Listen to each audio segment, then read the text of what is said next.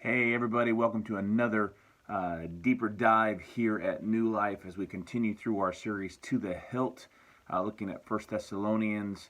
This last Sunday we went through the first part of chapter 4 of 1 Thessalonians and we ended at verse 10. So if you don't know about our deeper dives, what we do is we do one or two things. It's less than 5 minutes, and we either go through something that we looked at on Sunday and go a little deeper, or we look at something that we didn't go through that connects to it, that maybe we studied or something like that. And so that's what we do here on this deeper dive. So jump in with me. And today we're actually going to go through something that we didn't talk about on Sunday that is connected to the passage that we were looking at. And so we went through verses 1 through 10 on Sunday morning, and we got done at verse 10. And verse 10 in the New Living Translation has a period. However, when you look at the Greek and how it's put in there, there's actually a comma at verse 10, not a period, which tells us that verse 11 and following have a connection to verses 1 through 10. And so I want to take a moment today, and I want us to go through verses 11 and 12. We won't be studying verses 11 and 12 on a Sunday morning, so this is the only chance to look into these two verses here today. And so what I want to notice, first of all, is with that comma, we got to jump into. So verse 10 tells us, Indeed, you already show your love for all the believers throughout Macedonia. Even so, dear brothers and sisters, we urge you to love them even more.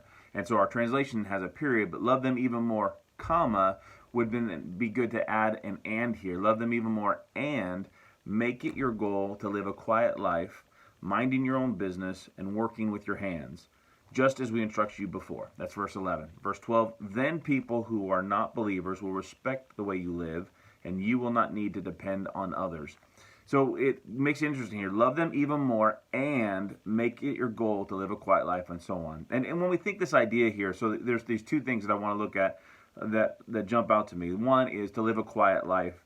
And that kind of things like we're supposed to not speak up in our world and not share what we believe is right or what we believe the Bible is telling us, or not give our opinion of what a circumstance or situation is, whether it's something in our culture or whether it's something in political realms. No, it's not saying don't speak up, but what it is talking about when it says to live a quiet life, it's actually talking about being meddlesome free and to ease from altercations. So to live a quiet life isn't meaning I'm going to be quiet and not say anything. It's actually how I'm going to say things. And so I'm going to be meddlesome free, and I'm going to ease from altercations. So I'm not going to go into things with a fight towards people. So it's not about being silent. It's about speaking correctly. It's about speaking with wisdom. It's about speaking to help in situations. So that's the first part.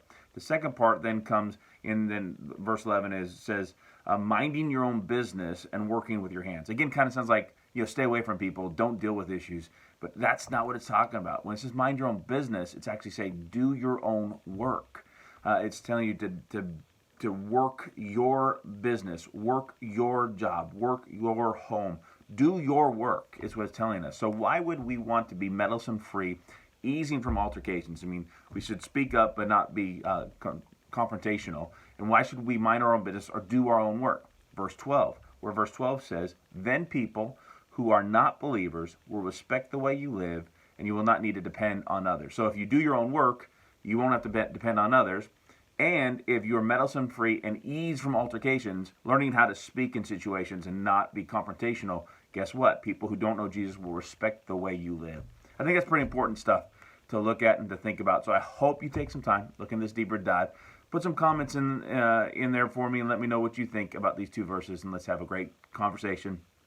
We'll see you Sunday for our next part of the series. Love you guys. Take care.